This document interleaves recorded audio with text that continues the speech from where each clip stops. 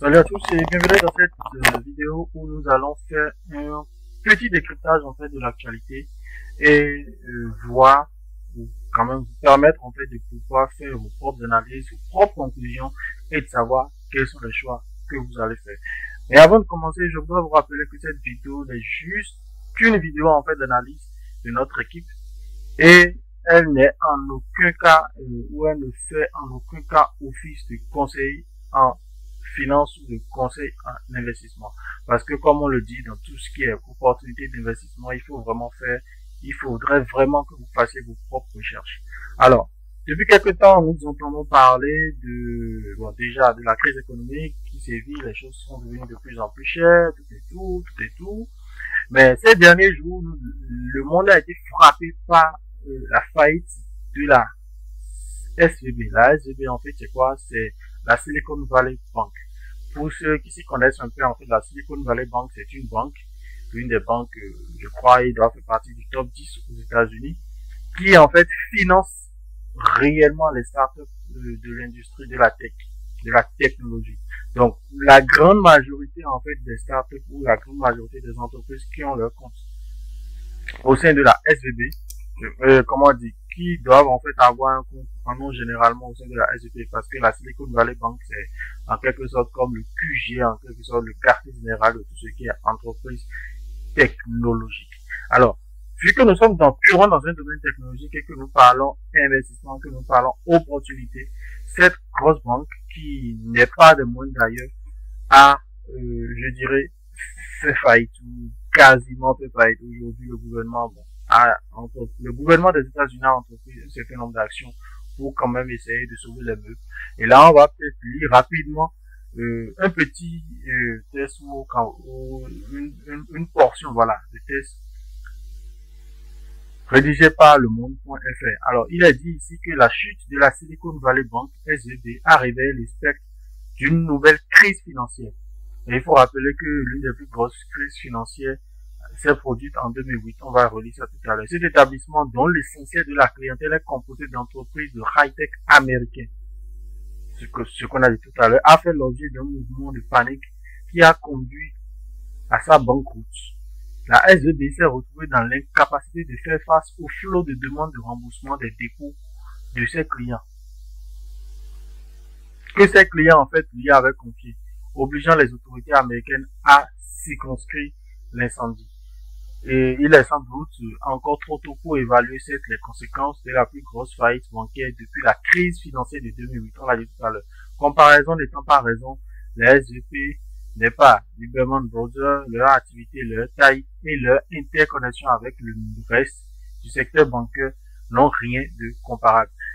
Et là, l'intervention en catastrophe des autorités américaines, comme on l'a dit tout à l'heure, dégainant une sorte de quoi qu'il en coûte, qui assure aux déposants de récupérer leurs avoirs, est censé enrayer un mouvement qui verrait les clients des petites banques transférer leur épargne vers de grands établissements plus solides.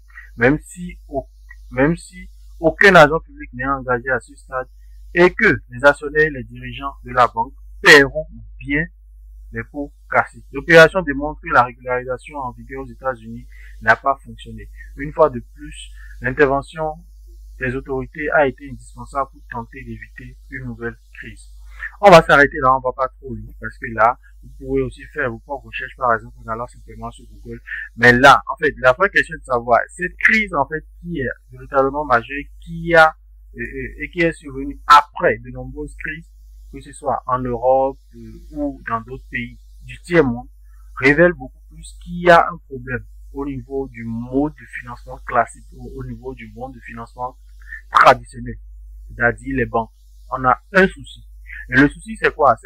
Ce souci, c'est que on risque peut-être, je dis on risque, on ne dit pas que c'est forcément le cas, mais on risque d'arriver à un niveau, peut-être, vous aurez votre somme, un peu comme ce qui s'est passé au niveau de la Silicon, de la SVB, où les gens ont leur compte là-bas, de l'argent dedans, ils ont voulu y accéder en faisant peut-être des demandes de retrait, mais la banque était impossible de régler ce problème-là.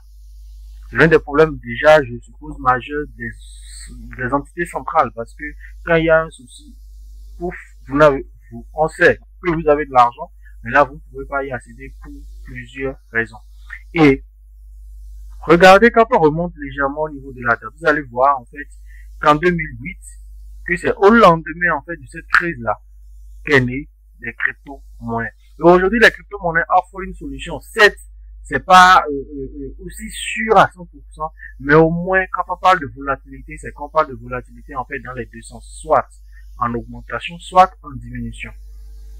Mais au moins quand vous faites du deux poids, deux mesures, que vous arrivez à analyser que voilà, il y a ci, il y a ça, il y a tel ou tel facteur, ça peut quand même être, comment dire, ça avéré très rentable. Et là, au moins, vous êtes sûr que vous avez votre argent simplement sans souci sur un compte bancaire, comment dire, sur un portefeuille crypto auquel vous êtes le seul à avoir accès.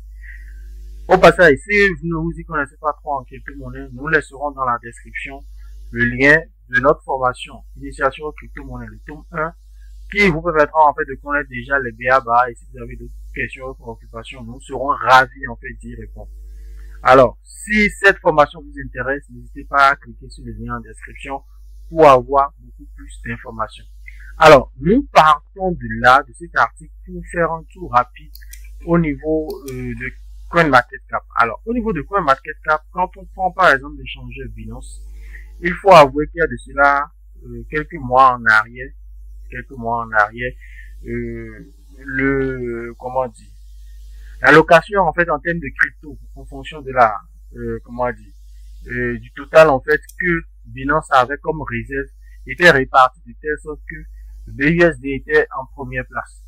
Mais après cette crise qui est survenue où il y a eu quelque chose avec les États-Unis ou un certain nombre de choses, ils ont fait un rééquilibrage. Et actuellement, c'est l'USDT qui est en première place, suivi du Bitcoin, dont les positions ont été renforcées parce que je crois bien c'était à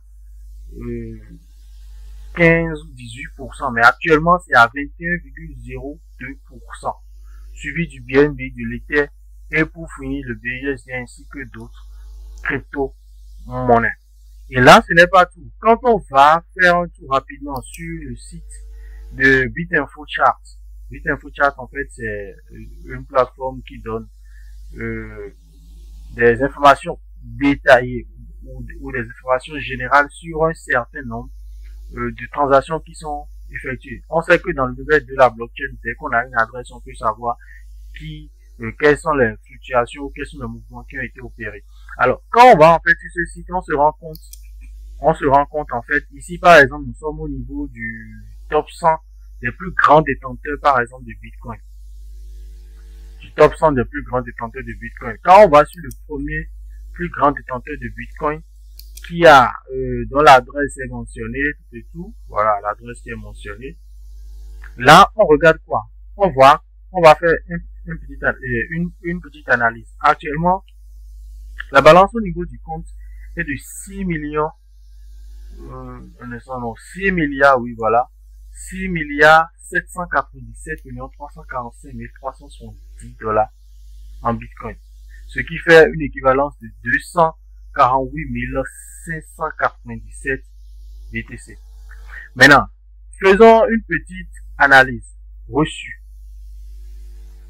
envoyé. La première entrée, ce compte en fait a été créé le 18 octobre 2018. Et la première,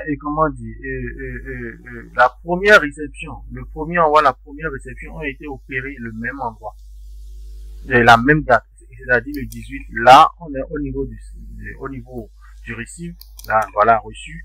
Et à ce niveau, ils ont reçu pour la première fois en fait du Bitcoin à cette date-là. Ils en ont aussi envoyé à la même date.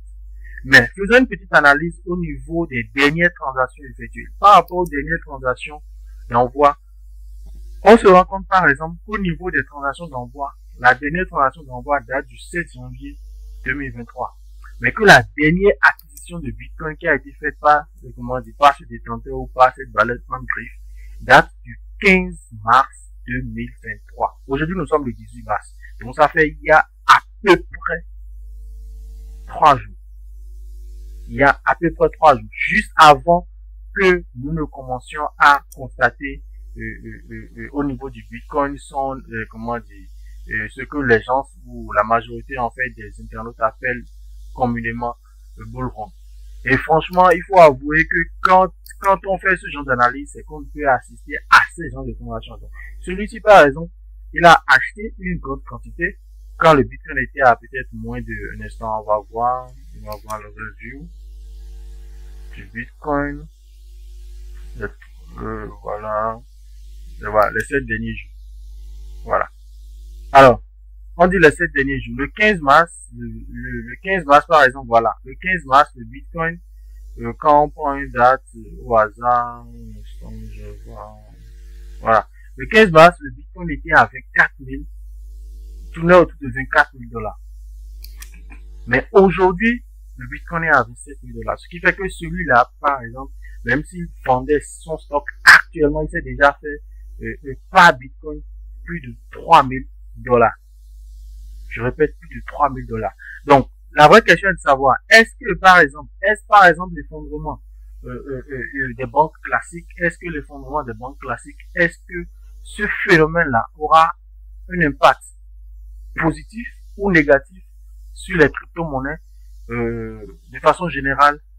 Laissez-nous vos commentaires en description et nous nous chargerons et nous verrons comment est-ce que la communauté ou comment est-ce que les internautes en fait se comportent par rapport à cette situation qu'est la crise. Aujourd'hui, certes, on parle de décentralisation, certes, on parle aussi de centralisation, mais qu'on le veuille ou pas, nous irons forcément vers une direction.